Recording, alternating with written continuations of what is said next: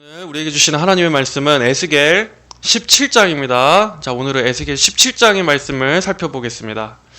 자, 여러분, 우리가 말씀을 오늘 살펴보기에 앞서서 이스라엘의 역사를 우리가 한번 남유다의 역사를 다시 한번 기억하고 넘어가겠습니다. 자, 이스라엘은 솔로몬의 아들 르호보암 때에 남과 북으로 분열됐었죠.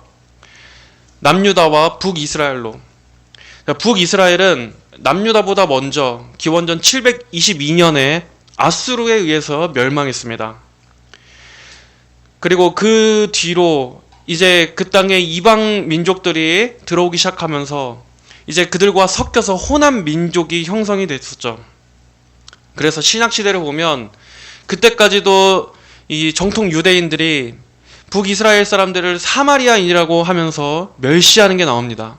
왜냐하면 너희는 순수한 언약 백성들이 아니다. 이방 민족과 섞인 부정한 민족이다. 그렇게 생각했기 때문에 신약 시대까지 가도 사마리아인 하면은 부정한 민족이라고, 부정한 사람들이라고, 순수 혈통이 아니라고 말했었습니다. 자, 어쨌든 그렇게 북이스라엘은 먼저 멸망하고 이제 남유다가 남게 되었습니다. 남유다는 북이스라엘이 멸망한 이후 136년이 지난 기원전 722년에 바벨론에 의해서 멸망합니다.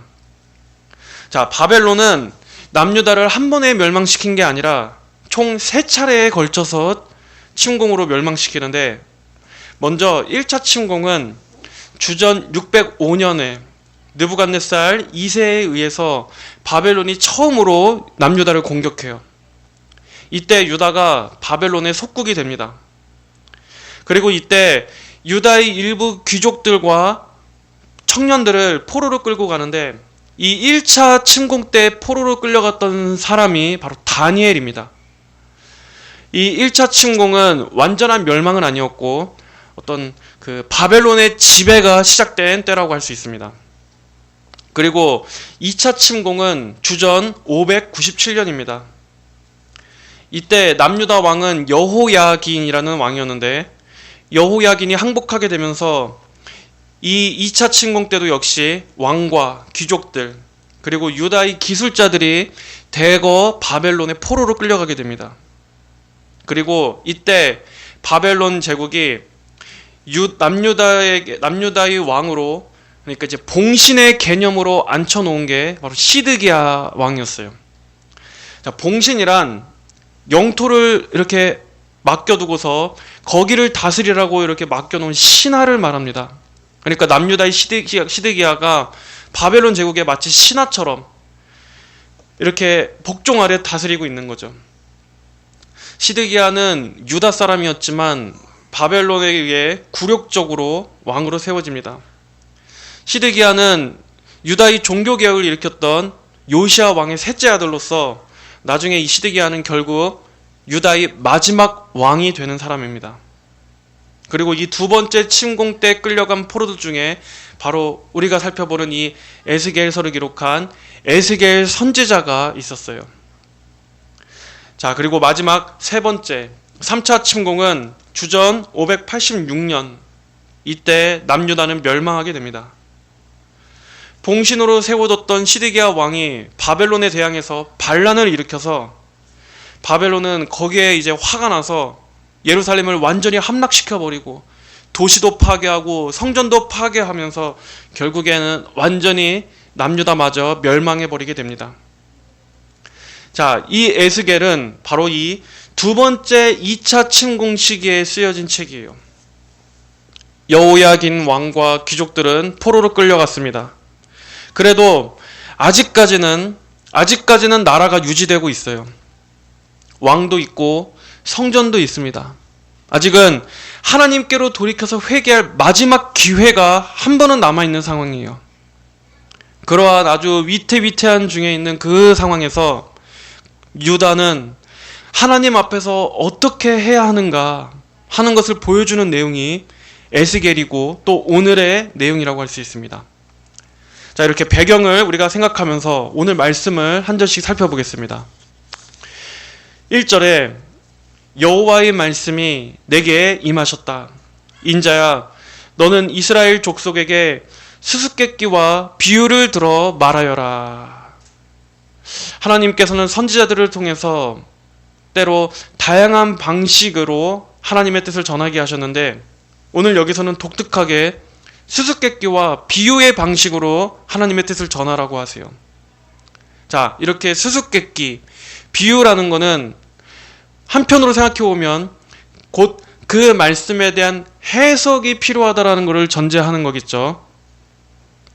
하나님께서는 이렇게 수수께끼와 비유라는 방식을 통해서 사람들에게 관심을 집중시키게 하고, 또 거기에 대한 해석에 더 귀를 기울일 수 있도록 이렇게 집중하게 하는 효과를 노리시는 거예요. 이러한 수수께끼 비유 방식이 처음 들을 때는 난해할 수도 있습니다. 하지만 그 뜻을 알고 나면 오히려 더 우리의 기억에 생생하게 박히는 그러한 효과가 있어요. 자, 하나님께서는 에스겔 선지자에게 이렇게 이스라엘의 모든 사람들을 향해서 이 비유를 전하라고 하시면서 오늘 말씀을 하십니다. 3절, 주 여호와가 이같이 말한다. 큰 날개와 긴 깃, 형형색색의 깃털로 가득 찬 큰 독수리가 레바논으로 와서 그가 백향목 꼭대기를 잡고. 자, 여러분 눈을 성경으로 향하세요. 자, 성경 말씀 다시 3절, 주 여호와가 이같이 말한다.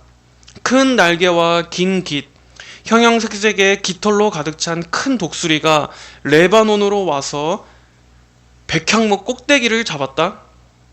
자, 하나님께서 지금 이렇게 뭔가 아리송한 수수께끼 비유로 시작하세요. 자, 이것은 우선 하나님께서 퀴즈를 내시고 정답을 맞춰라 하시는 것이 아니기 때문에 바로 설명으로 들어가자면, 여기 나오는 큰 독수리가 있대요. 이 큰 독수리는 바벨론을 말하는 겁니다. 바벨론 왕 느부갓네살을 말하는 거예요. 그런데 왜 독수리라고 말하냐? 여러분, 독수리 하면 상상할 수 있는 게 뭐예요? 아주 크고 또 먹잇감을 딱 낚아채서 그 먹잇감을 막 갈기갈기 찢는 이런 사나운 맹금류죠. 바벨론이 이렇게 강하고 사나운 제국이라는 거예요. 하나님께서는 그 전에도 성경에서 독수리를 언급하신 적이 있습니다. 신명기 28장 아주 유명한 장이죠. 하나님께서 이스라엘 백성들에게 축복과 저주를 말씀하시면서 너희가 나와 맺은 이러이러한 언약에 순종한다면 너희에게 축복이 임할 것이고, 너희가 불순종하고 언약을 파기한다면 너희에게 저주가 임할 것이다 하시는 장이 있어요. 그러면서 이스라엘이 범죄할 경우에 하나님께서 멀리서 한 민족을 보내 너희를 징벌하실 것이다 하면서 어떤 식으로 표현하시냐면, 그들이 독수리처럼 날아 이스라엘을 공격하실 거라고 말씀하셨어요. 그것이 먼 훗날 이 바벨론을 상징하는 것을 미리 보여주시는 거죠. 자, 이렇게 바벨론은 독수리로 표현되고 있습니다. 그런데 큰 날개와 형형색색의 깃털. 자, 큰 날개와 형형색색의 깃털은 그만큼 바벨론의 위용이 아주 대단하고 화려하고 강하고 군대의 수가 아주 많다라는 걸 말해요. 깃털이 아주 많다. 그런데 그 독수리가 레바논으로 와서, 레바논에 왔다라는 것은 남유다를 침공했다는 사건을 말합니다. 물론 남유다는 지리적으로는 레바논 지역이 아니에요. 레바논과 이스라엘은 다른 지역입니다. 그런데 하나님께서 여기서 유다를 레바논이라고 표현하신 것은 이스라엘의 성전과 왕궁, 왕궁을 건축한 주 재료가 레바논에서 수입했던 백향목으로 만든 것이었기 때문에 하나님께서는 레바논을 상징적으로 지금 끌어다 말씀하시는 거예요. 바로 유다의 중심이라고 할 수 있는 예루살렘 성전과 왕궁, 그 중심을 바벨론이 공격했다. 지금 그걸 비유로 말씀하신 거예요. 그리고 그 독수리가 백향목 꼭대기를 잡았다.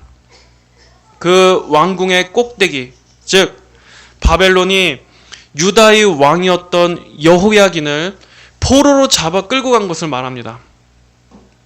이때 여호야긴 왕은 왕위에 오른 지 3개월밖에 안 된 때였어요. 그랬던 여호야긴을 바벨론의 포로로 끌고 갑니다. 자, 3절의 내용은 지금 이러한 사건을 비유로 말씀하고 있어요. 그 다음에 4절에는 또 어떠한 비유가 나옵니까? 4절에 그 꼭대기에 어린 가지를 꺾어 장사꾼들의 땅으로 가져가서 상인들의 성읍에 심었다.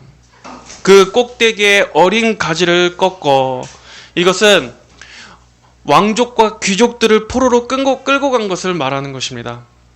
그리고 장사꾼들의 땅으로 가져가서 상인들의 성읍에 심었다. 이것은 바벨론 왕국으로 그 포로들을 데려간 것을 말하는 것입니다. 그리고 그가 그 땅의 씨 얼마를 가져다가 옥토에 뿌리고, 자, 바벨론 느부갓네살이 유다의 봉신으로 시드기야를 왕위에 세워놓은 것을 말하는 거예요. 자, 시드기야라는 인물은 원래 이름은 마따니아라는 이름인데 이것을 바벨론식으로 개명한 게 시드기야입니다.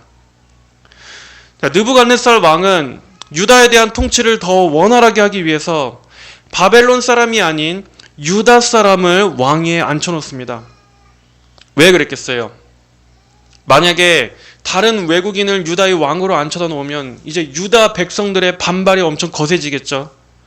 그러니까 적당하게 같은 나라 사람을 왕위에 세워둬서 이렇게 통치 전략의 일환으로서 유다 사람을 앉혀놓은 것입니다. 자, 그 다음에 마치 버드나무 심듯 그것을 풍성한 물가로 가져다 심었더니, 고대 근동 지역은 햇볕이 아주 강하고 강수량이 적기 때문에 나무가 어디에 심겼느냐 하는 것은 그 나무의 생존에 아주 중요한 요소였어요. 물가가 없고 바짝 마른 곳에 세우면 나무도 금방 말라 죽겠죠. 그런데 이 씨를 풍성한 물가에 가져가 심었대요. 이것은 뭘 상징하는 거예요? 이것은 비록 유다의 왕 시드기야가 바벨론 치하에서 제한된 권력만 가지고 있었지만, 그럼에도 느부갓네살 왕은 유다 왕 시드기야가 형통할 수 있도록 이렇게 직간접적으로 후원했다는 것을 보여주는 것입니다. 만약에 시드기야가 반역을 일으키지 않고 복종했다면 유다 왕국은 비록 속국이라 할지라도 평온한 상태를 유지할 수 있게끔은 해줬다는 거예요. 자, 6절에 그것이 자라나 포도나무가 되어 높지 않게 뻗어나갔으며 그 가지들은 독수리를 향하고 그 뿌리들은 독수리 아래로 뻗었다. 그래서 그것이 포도나무가 되어 가지들을 대고 덩굴들을 뻗어나가게 했다. 바벨론 아래에서 남유다는 포도나무로 표현됩니다. 자, 그것이 자라나 포도나무가 되어 높지 않게 뻗어나갔으며, 바벨론 치하이기는 하지만 시드기야 왕은 비교적 평탄하게 왕위를 유지하고 있었습니다. 다만 항상 바벨론의 간섭과 영향력으로 인해서 늘 반쪽짜리 왕권밖에 행사하지는 못했습니다.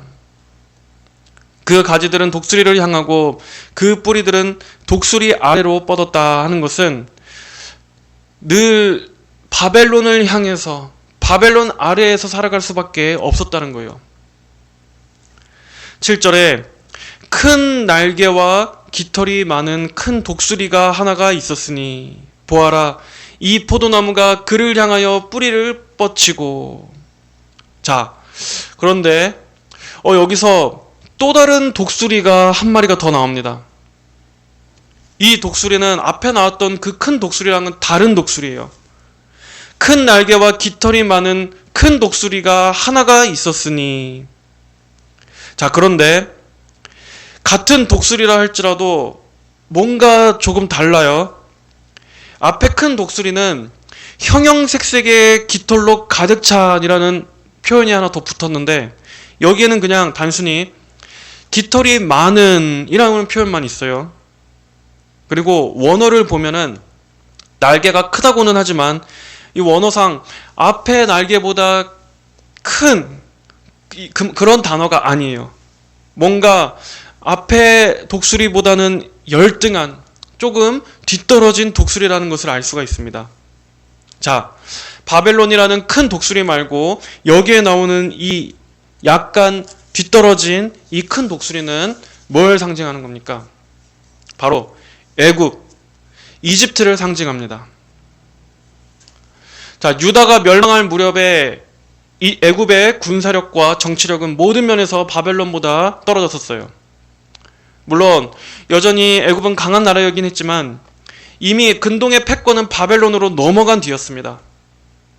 그런데 이 큰 독수리가 있었는데 여기서 남유다가 어떻게 했다고 나와요? 이 포도나무가 그를 향하여 뿌리를 뻗치고 가지를 그에게 뻗어 물을 얻고자 하였다. 유다는 바벨론 치하에 있었습니다. 그런데 이 유다가 바벨론이 아닌 애굽을 의지하려고 하는 거예요. 유다 왕 시드기야는 애굽과 동맹을 맺어서 어떻게든 정치적으로 바벨론의 속국이라는 이 현재를 벗어나려고 했던 것입니다. 이것은 바벨론과 맺은 약속을 어기는 반역행위였어요. 자, 시드기야는 지금 현 상황 그대로 있으면 부족함 없이 물을 공급받을 수 있었습니다. 그럭저럭 살 수가 있었어요. 그런데 엉뚱한 곳에서 지금 물을 공급받으려고 하는 거예요. 바벨론보다 훨씬 못한 애굽을 의지해서. 자, 여러분, 그런데 우리는 여기서 이러한 의문을 가질 수 있습니다. 아니, 그럼 바벨론 치하에서 그렇게 그냥 굴욕적으로 사는 게 지금 맞다는 말인가? 어떻게든 바벨론으로부터 벗어나기 위해서 할 수 있는 모든 수단은 강구해 봐야지 그게 맞는 거 아닌가? 시드기야 왕이 지금 잘하고 있는 거 아니야? 아니, 그럼 그냥 적당한 안정 속에서 이렇게 지배당하면서 사는 게 지금 맞다는 걸 옹호하는 건가 생각할 수가 있어요. 여기서 더 나아가서 그럼 성경은 패배주의를 말하는 건가? 마치 옛날에 통치자들이 우매한 백성들을 다스리기 위한 하나의 전략으로 이 종교라는 거를 도구로 사용해서 나는 하늘로부터 이러한 권위를 받은, 신으로부터 권위를 받은 이런 왕이고 너희는 그냥 백성이다. 그러니까 그냥 현실에 만족하면서 살아라. 지금 그런 걸 지금 말하는 건가? 이러한 의문이 들 수 있습니다. 여러분, 이 부분이 아주 중요한 부분입니다. 하지만 성경은 지금 그걸 말하고 있는 게 아니에요. 우리는 단순히 이걸 어떤 정치적 관점에서 우리 인간적인 생각에서 오늘의 이 상황을 이해하면 안 됩니다. 성경은 그렇게 이해하면은 반드시 잘못 이해하게 돼 있어요. 이러한 내용을 보고서 반발심이 들 수밖에 없어요. 이 말씀은 패배주의를 말하는 것도 아니고 좀 체념을 가르치는 것도 아닙니다. 이 말씀은 지금 하나님께서 언약의 관점에서 오늘의 이 상황을 다루고 있다는 것을 우리는 이것을 영적으로, 성경적으로, 신앙적으로 이해해야 합니다. 자, 시드기야가 유다 왕으로 세워질 때 시드기야는 바벨론과 하나님의 이름으로 된 언약을 맺었었어요. 하나님의 이름으로 맹세한 언약을 맺었습니다. 아니, 바벨론과 맺은 맹세가 어떻게 하나님과의 언약일 수가 있죠? 그런데 오늘 17장 19절을 보면 이렇게 말씀하고 있습니다.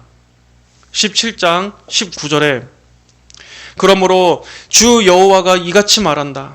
내가 내 삶을 두고 맹세하니 그가 무시한 맹세와 그가 파기한 조약을 내가 그의 머리에 반드시 돌리겠다. 자, 우리가 읽고 있는 이 바른 성경에서는 이 부분이 번역이 안 됐는데 원어 히브리어와 또 개역개정을 보면은 이렇게 나와요. 그가 내 맹세를 업신여기고 내 언약을 배반하였은즉, 이렇게 나와요. 내 맹세, 내 언약. 하나님께서 지금 이렇게 말씀하십니다. 시드기야가 바벨론에게 복종하기로 맹세한 게 하나님의 이름으로 된 맹세였다라는 거예요.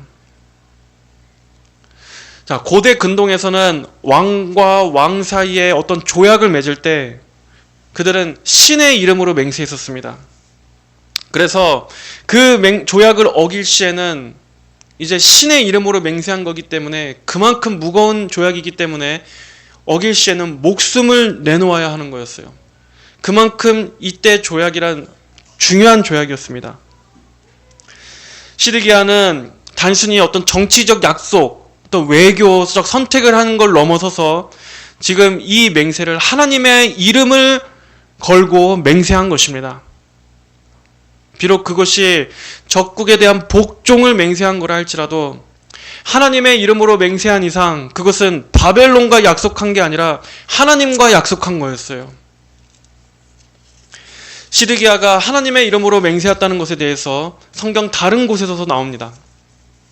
역대하 36장 13절을 보면 느부갓네살 왕이 그에게 하나님을 가리켜 충성을 맹세하도록 하였으나 그가 배반하였으며, 자 이렇게 나오는데 여기서도 하나님의 이름을 두고 맹세하는 걸로 나오죠. 오히려 바벨론 왕이 너네가 믿는 그 하나님의 이름으로 맹세하라고 얘기합니다. 유다가 믿는 그 하나님의 이름으로 맹세하라고. 그런데 그렇게 했던 그 약속을 이 시드기야가 애굽 쪽을 의지하게 되면서 이 약속을 깨트려 버린 거예요. 하나님의 이름으로 맹세한 것을 자기 살아보겠다고 그 맹세를 깨트린 것입니다. 바로 그것을 하나님께서는 죄로 보신 거예요. 외교적 실패가 아니라 하나님을 향한 배신, 하나님과 맺은 언약, 하나님의 이름으로 한 맹세를 깨트린 죄로 보신 것이라는 것입니다. 그러면 어쨌든 맹세했기 때문에 이 바벨론과 맺은 이 자신들을 침공한 이 바벨론과 맺은 약속을 그럼 끝까지 지키는 게 맞나 하는 생각이 들 겁니다. 하나님께서는 바벨론에게 그냥 굴종하는 이 상태로 지내는 걸 원하시는 건가? 여러분은 궁금하실 거예요. 하지만 여러분, 우리는 여기에 대한 하나님의 섭리를 잘 생각해 봐야 합니다. 왜 바벨론과 맺은 약속을 파기하는 게 죄가 되는지, 왜 바벨론 밑에서 그냥 그대로 있는 것이 하나님의 뜻인 건지 우리는 잘 생각해 봐야 되는 거예요. 자, 이 바벨론은 하나님께서 유다를 징계하려고 두신 도구였습니다. 유다가 하나님 앞에 계속해서 불순종하고 우상 숭배하고 범죄하니까 하나님께서 유다를 심판하시려고 바벨론을 지금 사용하신 거였어요. 그래서 정말 하나님의 뜻에 따른다, 하나님 앞에 회개한다, 그러려고 한다면 유다는 마땅히 하나님께서 짊어지어 주신 이 멍에를 지어야 합니다. 그것이 하나님의 뜻이었습니다. 그래서 예레미야 선지자도 말했잖아요. 바벨론의 멍에를 매야 한다. 그것이 너희가 사는 길이다. 하나님께서 낮추시는 그때 너희는 낮아져야 한다. 그렇다고 해서 하나님께서 바벨론의 종으로 계속해서 살라는 그러한 뜻은 아니었어요. 일정한 시간 동안 하나님께서 낮추시는 기한이 끝나면 하나님께서 직접 너희를 건져주실 것이다. 유다가 지금 이렇게 어려운 징계의 시간을 겪는 것은 영원히 바벨론의 종으로 두신 것이 아니라 그러한 시간 속에서 죄의 고통을 겪고 죄의 쓴맛을 철저하게 깨닫고 그들의 마음이 낮춰지면 하나님께서 그들을 건져주시겠다라는 약속이 전제된 이러한 기간이었어요.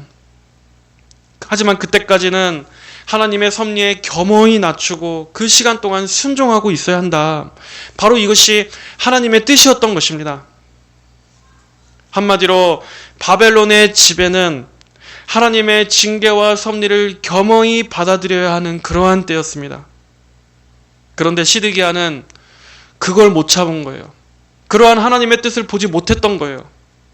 그냥 인간적으로 빨리 어떻게든 이 속국의 상태에서 벗어나고 싶다 하는 그러한 인간적인 마음에서 애굽과 손을 잡고 그 상황을 해결하려고 했던 것입니다. 이것은 하나님의 섭리를 기다리지 못하고 인간의 힘으로 벗어나려고 한 시도였다는 것을 하나님께서는 아신 것입니다. 하나님께서는 바벨론 밑에 있으라고 하셨는데 그 말씀을 거역하고서 다른 길을 찾은 것이에요. 그리고 그 시드기야의 마음의 동기는 하나님보다는 인간적인 힘을 더 신뢰한 데서 온 것이었습니다. 시드기야가 정말 믿음이 있었다면, 그에게 정말 신앙의 눈이 있었다면, 그는 어떤 다른 도움을 찾으려고 했다면 하나님을 찾았어야죠. 하나님을 붙잡고 하나님께 회개하고 하나님을 찾아서 정말 하나님께서 이 나라를 다시 한번 불쌍히 여겨주시기를 그렇게 기도했어야 합니다. 하지만 시드기야는 하나님보다는 눈에 보이는 애굽의 힘을 더 의지했었습니다. 애굽의 군사력을 더 의지했었습니다. 그래서 애굽에게 찾아갔던 거예요. 애굽에게 손을 뻗은 것입니다. 시드기야를 보면 하나님께 손을 뻗고 하나님을 찾은 것은 안 나와요. 찾아볼 수가 없습니다. 그래서 하나님께서는 바로 이러한 시드기야의 불신앙적인 행태를 죄라고 보신 것입니다. 진짜 시드기야가 찾아야 할 물의 근원은 애굽이 아니라 하나님이어야 했습니다.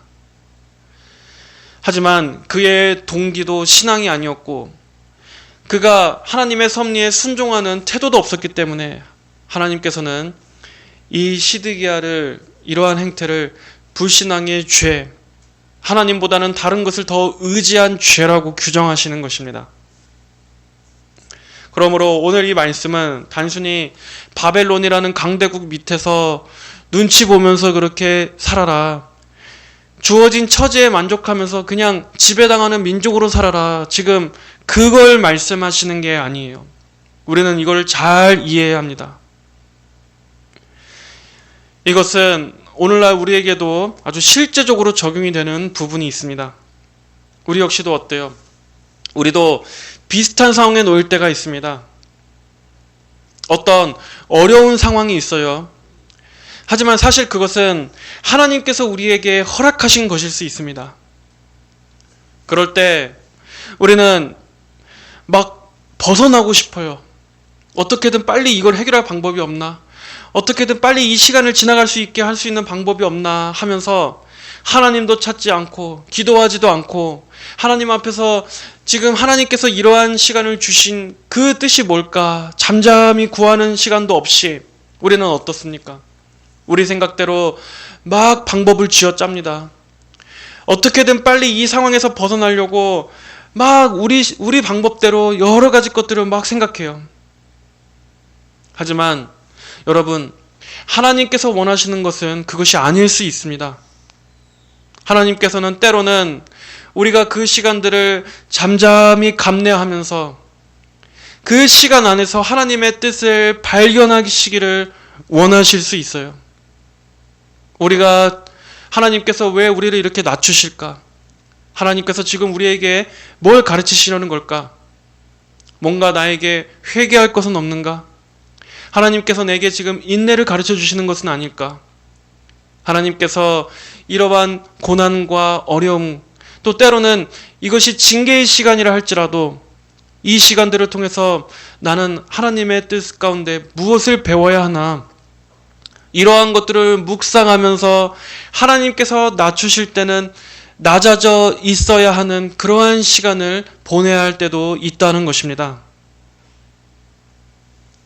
물론 그것이 때로는 길 수도 있고 오래 걸릴 수도 있습니다. 하지만 하나님께서는 그 시간을 허락하신 하나님과의 문제를 먼저 해결하시기를 원하시는 거예요. 그런데 우리는 그걸 못 참고 그걸 못 견디고 어떻게든 그 상황 자체만 해결하려고 합니다. 하나님과의 관계에서 풀려고 하기보다는 그냥 어떻게든 빨리 그 상황을 벗어나는 데만, 이렇게 하나님의 방법과 우리 인간의 방법이 서로 다를 때가 있습니다. 하나님의 시간, 하나님의 해석과 우리의 시간, 우리의 해석이 서로 완전히 다를 때가 있어요. 여러분, 우리는 그럴 때 하나님께서 이 시간을 허락하셨다면 하나님께서 허락하신 그 자리에서도 하나님을 신뢰하는 믿음을 가져야 합니다. 그걸 보지 못하고 그 자리를 벗어나는 데만 집중한다면 결국에는 그 시간이 더 길어질 수도 있고 오히려 그러한 시도들이 또 다른 고통스러운 결과를 가져올 수 있다는 것, 성도 여러분들은 잘 기억하고 있어야 합니다. 바로 이러한 이유 때문에 하나님께서는 시드기야의 이 행동들이, 그런 선택은 옳지 않다, 그것은 내가 원하는 것이 아니다, 그것은 나를 의지하지 않는 불신앙의 죄다, 이렇게 말씀하시는 거예요. 자, 그래서 9절에서 말씀하십니다. 9절에 너는 말하여라. 주 여호와가 이같이 말한다. 그것이 번성하겠느냐? 그가 그 뿌리를 뽑고 그 열매를 따버려 그 모든 어린 가지의 잎사귀들이 마르면 포도나무가 마르지 않겠느냐? 그 포도나무의 뿌리를 뽑기 위해서라면 강한 팔이나 많은 백성이 필요 없을 것이다. 너는 말하여라. 주 여호와가 이같이 말한다. 그것이 번성하겠느냐? 시드기야의 이런 시도들이 결국에는 쓸모없다라는 것입니다. 실제로 시드기야가 그렇게 기대했던 것과 달리 애굽은 바벨론이 유다를 침공했을 때 전혀 아무런 도움도 주지 못했습니다. 그래서 하나님께서는 당연히 그러한 결과를 되실 것을 아셨죠. 그래서 과연 네가 그렇게 믿음을 떠나서 인간적으로 해결해 보려 한들 과연 그것이 널 살리겠느냐? 그것이 번성할 수 있겠느냐 하시는 거예요. 10절에서도 보아라, 그것이 심겼다고 번성하겠느냐? 동풍이 닥치면 그것이 완전히 마르지 않겠느냐? 그 어린 가지가 자라는 이랑에서 말라버릴 것이다. 그것이 심겼다고, 그러니까 애굽에 심겼다고 그게 번성을 줄 수 있겠느냐 하는 것입니다. 여러분, 하나님이 아닌 곳에 심겨진 모든 것들은 다 우리에게 도움을 줄 수 없습니다. 그것들은 진정 우리의 구원이 아닌 것입니다. 다 빈약한 것들입니다. 그럼에도 우리는 자꾸 다른 것들을 찾으려고 하죠. 하지만 하나님께 심겨지지 않은 건 결국에는 다 뽑히게 되어 있습니다. 예레미야 17장 5절에서 8절에서도 말씀합니다. 사람을 신뢰하며 육체로 자기 힘을 삼으며 그 마음이 여호와에게서 떠난 사람은 저주를 받을 것이다. 그는 사막의 가시덤불 같아서 좋은 일이 오는 것을 보지 못하며 광야의 메마른 곳, 사람이 살지 못하는 소금 땅에서 살게 될 것이다. 그러나 여호와를 신뢰하고 여호와를 의지하는 사람은 복을 받을 것이다. 그는 물가에 심은 나무 같아서 그 뿌리를 시내까지 뻗치니 더위가 와도 두려워하지 않으며 열매 맺기를 그치지 않는다. 이렇게 하나님 안에 심겨져야만 거기에 구원이 있고 거기에 생명이 있습니다. 그 외의 것들은 다 결국에는 마르고 버려지고 사라질 수밖에 없는 그러한 것들이. 다시 11절에 여호와의 말씀이 내게 임하여 말씀하셨다. 너는 반역의 족속에게 묻기를 이것들이 무엇인지 너희가 알지 못하느냐? 이제 하나님께서 앞에 수수께끼를 하나님께서 직접 풀어주시는 거예요. 네가 그들에게 말하여라. 보아라, 바빌로니아 왕이 예루살렘에 와서 그 왕과 귀족들을 붙잡아 바빌로니아로 끌어가고 왕손 중 하나를 택하여 그와 조약을 맺어 맹세하게 하였다. 그가 그 땅의 유력자들을 잡아갔으니 포로들을 끌고 간 걸 말하여 그 왕국이 낮아져 스스로 일어나지 못하고 그와의 조약을 지킬 때만 명맥이 유지되도록 하였다. 자, 그러나 그가 바빌로니아 왕에게 반역하여 이집트의 사신들을 보내어, 또 다른 큰 독수리죠. 이집트의 사신들을 보내어 자기에게 말들과 큰 군대를 보내주도록 청하였으니 애굽에게 우리를 좀 도와주시오. 우리에게 큰 말들과 강한 병사력을 좀 원조해 주시오. 이렇게 애굽에게 도움을 청했다는 거예요. 그렇게 하였으니 그가 형통하겠느냐? 그가 이런 일을 하고도 살아남겠느냐? 그가 조약을 파기하고도 살아남겠느냐? 이 말씀처럼 시드기야가 이러한 선택을 한 게 오히려 바벨론을 더 분노하게 해서 결국에는 스스로 유다의 멸망을 자초하게 되는 그러한 선택으로 끝나게 되는 것입니다. 주 여호와의 말이다. 내가 내 삶을 두고 맹세하니 바빌로니아 왕이 그를 왕으로 세웠으나 그가 맹세를 무시하고 그 왕과의 조약을 파기하였으므로 그가 왕의 땅 곧 바빌로니아 가운데서 반드시 죽을 것이다. 하나님께서는 이렇게 바벨론의 침략이 바벨론 자체의 정치적인 선택에 의한 것이 아니라 바로 하나님의 손에서 나온 심판이라는 것을 알게 하시기 위해서, 내가 내 삶을 두고 맹세하니 곧 바빌로니아 가운데서 반드시 죽을 것이다. 이 모든 일을 행하신 주권자가 누구라는 거예요?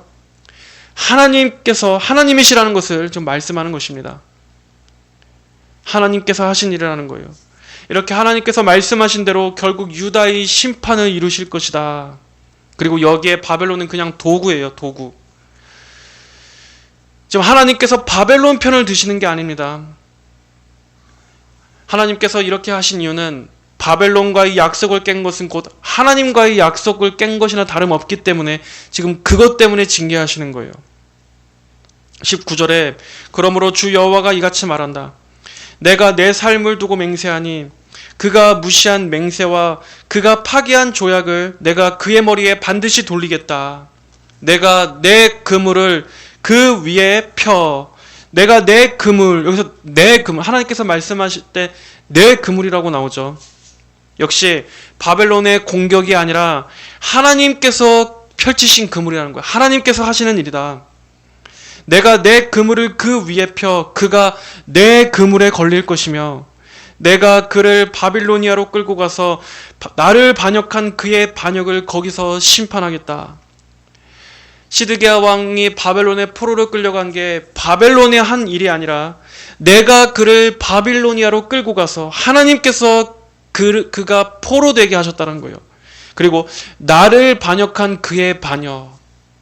시드기야의 이 선택이 바벨론을 반역한 것이 아니라 곧 하나님을 배반한 것이다. 하나님을 의지하지 않은 것이다. 실제로 여기서 시드기야는 바벨론 몰래 애굽과 반바벨로 동맹을 맺게 되죠. 애굽이 원군을 보내줄 거라는 약속을 굳게 믿고서 아주 철석같이 믿고서 반역을 일으킵니다. 그러자 바벨론은 여기에 이제 열이 받아갖고 군대를 이끌고 바로 남유다 예루살렘으로 쳐들어옵니다.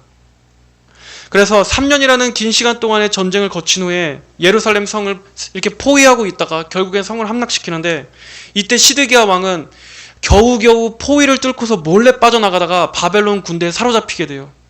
그래서 결국 어떻게 됩니까? 유다의 마지막 왕 시드기야는 눈앞에서 자신의 두 아들이 죽임당하는 것을 보게 됩니다. 그리고 결국 자기의 두 눈마저 뽑혀서 남은 여생 동안 바벨론 감옥에 비참하게 갇혀 생활하다가 결국에는 죽게 되는 이러한 결말을 맞이합니다. 하나님을 보지 않고 눈에 보이는 애굽을 의지한 그 불순종의 죄악 때문에 그의 눈이 뽑히게 돼요. 여기에도 뭔가 의미심장하게 시사하는 바가 있죠. 눈에 보이는 것을 그토록 쫓다가 결국에는 두 눈알이 뽑히게 되었다. 이렇게 하나님께 도움을 요청하지 않고 눈에 보이는 인간적인 힘, 인간적인 수단만을 선택한 결과가 이렇게 끝난다는 것입니다. 결국 아무것도 그를 구원할 수 없었습니다. 그렇게 살고자 했었지만 아무것도 그를 구원할 수 없었습니다. 21절에 그의 모든 군대에서 도망하는 모든 자가 칼에 쓰러지고 그 남은 자들은 모두 바람에 흩어질 것이니 그러면 너희는 나 여호와가 이렇게 말한 것을 알 것이다. 그때 너희는 나 여호와가 이렇게 말한 것을 알게 될 것이다. 결국 시드기야의 잘못된 선택이 유다 전체가 멸망당하게 되는 이러한 결과를 초래한 것입니다. 스스로 살고자 했던 그 선택이 결국 멸망을 자초한 거예요. 자, 하지만 이제 22절부터는 분위기가 완전히 바뀝니다. 비록 인간의 시도들은 실패할지 몰라도 하나님께서 구원하시는 방식은 절대 실패하지 않는다. 구원은 하나님께로부터만 나온다 하는 것을 보여주고 있어요. 자, 22절 같이 한번 읽어볼까요? 주 여호와가 이같이 말한다. 내가 백향목 높은 꼭대기에서 어린 가지를 취하여 심되 꼭대기에서 그 연한 어린 가지를 꺾어 높이 치솟은 높은 산 위에 심겠다.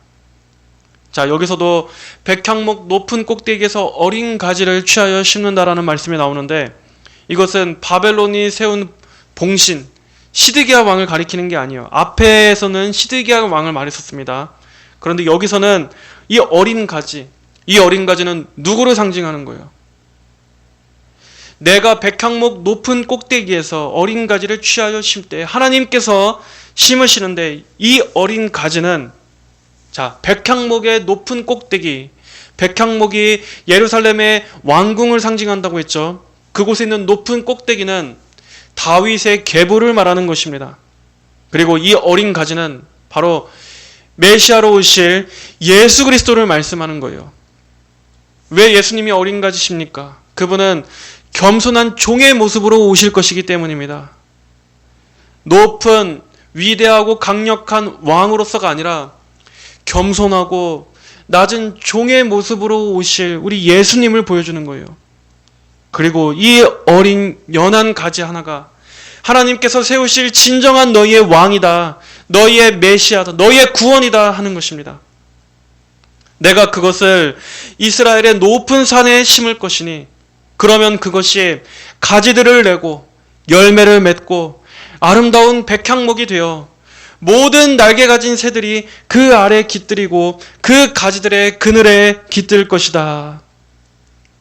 이것은 예수님께서 구속주로 오셔서 우리 모든 죄인들을 대신한 대속적 죽음을 당하시고 하나님으로부터 오는 축복들을 누리도록 구원의 길을 여심으로써 모든 사람들이 다 그 예수님의 은혜의 그늘 아래에서 영적인 복들을 누리게 될 것이라는 것을 미리 보여주는 말씀입니다. 복음을 보여주는 거예요.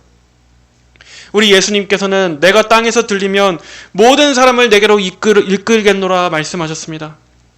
내가 땅에서 들리면, 즉 예수님께서 십자가에 높이 들리시는 걸 말하는 거예요.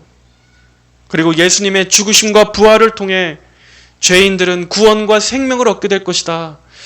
내가 그들을 내게로 이끌겠노라.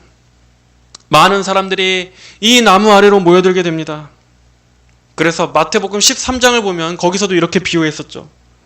천국은 겨자씨 한 알과 같으니 어떤 사람이 그것을 가져다가 자기 밭에 심었다. 그것은 모든 씨앗들보다 더 작으나 자라게 되면 어떤 풀들보다도 커져서 나무가 되니 공중의 새들이 와서 그 가지들에 깃들인다. 이렇게 많은 은혜가 필요한 죄인들이 예수님이라는 이 나무 아래 모여들어서 그분의 은혜, 그분의 생명, 그것을 공급받게 될 것이다. 이렇게 하나님께서 심으신 이 나무가 이스라엘을 구원하실 거라는 말씀입니다. 시드기야는 사람이 심은 것에 기댔었습니다. 인간의 계산, 정치, 외교, 힘, 군사력, 이렇게 사람이 심은 것에 기댔어요. 그래서 애굽을 택했죠. 하지만 하나님께서는 그것은 틀렸다. 그러한 것들은 너희를 구원할 수 없다. 오직 내가 심은 것만이 너희를 구원할 수 있다 말씀하시는 거예요. 하나님께서는 지금 유다 백성들에게 장차 내가 심을 이 어린 가지가 너희를 구원할 것이다. 정치적 구원, 어떤 군사적인 구원을 넘어서 진정한 구원, 강대국의 압제가 아닌 진정한 압제, 바로 죄와 사망이라고 하는 이 가장 궁극적 압제로부터 너희 영혼을 구원할 것이다 하고 지금 하나님께서는 미리 예고해 주시는 것입니다. 바로 이 하나님께서 보내시는 이 메시아를 의지해야만 합니다. 예수님만이 유일한 구원이십니다. 그 외에 다른 구원은 없습니다. 다른 이로서는 구원을 받을 수 없으니 천하 사람 중에 구원을 얻을 만한 다른 이름을 우리에게 주신 일이 없음이라. 하나님께서 우리를 구원하시기 위해 이 이스라엘뿐만 아니라 모든 사람들에게, 만민에게 구원자로서 보내주시는 이름은 예수 그리스도, 이 어린 가지, 연한 가지로 오실 이 예수님 외에는 다른 구원자는 우리에게 없는 것이에요. 마지막 24절은 이렇게 말씀합니다. 내가 높은 나무는 낮추고 낮은 나무는 크게 높이겠다. 싱싱한 나무는 마르게 하고 마른 나무는 무성하게 하겠으니 들판의 모든 나무들이 내가 여호와인 것을 알 것이다. 나 여호와가 말했으니 내가 이루겠다. 내가 높은 나무는 낮추고, 여기서 말하는 높은 나무는 이 세상의 권세, 권력, 힘을 말합니다. 이 세상의 모든 화려함들을 말합니다. 하지만 아무리 강대국이라 할지라도 하나님께서는, 역사의 주권자이신, 만물의 주권자이신 하나님께서는 언제든지 이러한 높은 나무들을 낮추실 수 있습니다. 높은 나무는 우리 인간의 교만을 상징하기도 하죠. 하나님 없이 스스로 살 길을 찾는 모든 시도들, 하나님 없이도 난 살 수 있다. 하나님을 의지하지 않아도 난 내 힘으로, 내 지혜로 살 수 있다. 그렇게 떵떵거리는 모든 인간의 교만들을 하나님께서는 낮추십니다. 하나님께서는 이렇게 인간이 스스로 높아지려는 모든 것들을 반드시 꺾으시는 분이에요. 높이시고 낮추시고 흥하고 망하게 하시는 모든 것이 다 하나님의 주권 안에 있습니다. 반면에 낮은 나무는 크게 높이겠다. 겸손히 하나님을 의지하는 사람, 예수님 외에는 내게는 그 어떠한 의도 없음을 겸손히 인정하며 예수님만 의지하는 그러한 사람들을 하나님께서는 높여주시는 것입니다. 이 세상의 형통보다도 훨씬 진정한 바로 이 영적인 형통함, 하나님께서 함께 하시는 그 진정한 복을 그들에게 주시겠다는 것이에요. 나 여호와가 말했으니 내가 이루겠다. 이 말씀이 얼마나 진리고 얼마나 확실히 이루어질 말씀인지를 하나님께서는 확증하고 계십니다.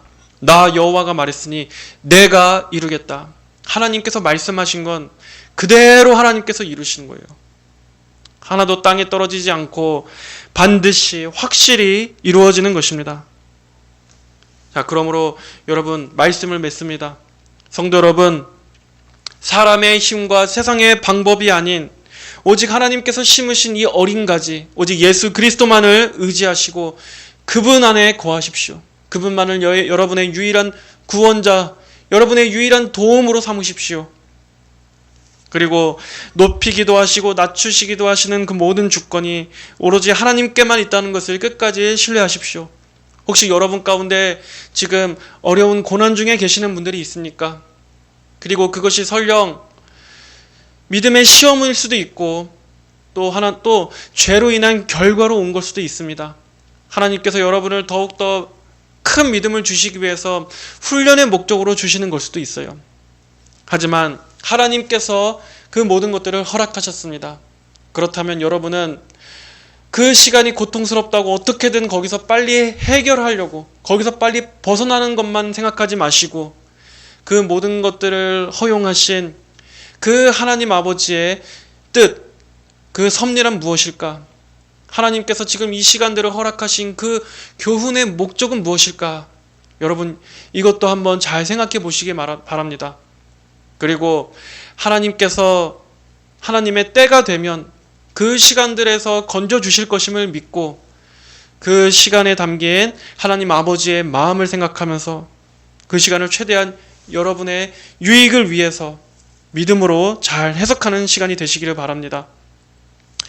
이렇게 오늘 말씀을 통해서 우리는 하나님 외에는 다른 도움이 없다는 것을 다시 한번 믿습니다.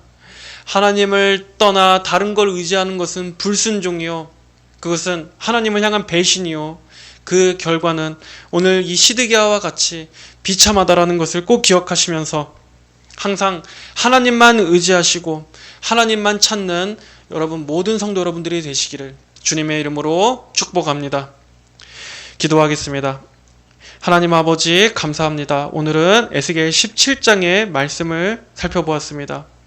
아버지, 그렇습니다. 우리는 어려운 시간이 되면 그것을 잘 못 참고 인내하지 못하고 어떻게든 빨리 그것을 해결하고자 하는 이런 조급한 마음이 있습니다. 하지만 우리가 그러기 전에 항상 하나님의 섭리는 무엇일까? 하나님께서는 아무 이유 없이 이러한 시간을 주시지 않는 분이신데 여기에 담긴 하나님의 그 목적과 의도는 무엇인가 하는 것을 항상 우리가 먼저 생각해 보게 하여 주옵소서. 이를 위해서 우리가 기도하고 우리 자신을 돌아보며 또 말씀을 묵상하며 그렇게 잠잠히 하나님의 주권을 신뢰하는 그러한 믿음의 태도로 살아가기를 원합니다. 우리에게 그러한 신앙적인 성숙한 자세를 가질 수 있도록 하나님 저희에게 참된 지혜를 허락하여 주옵소서. 감사드리며 모든 기도를 살아계신 예수님 이름으로 기도하였습니다. 아멘.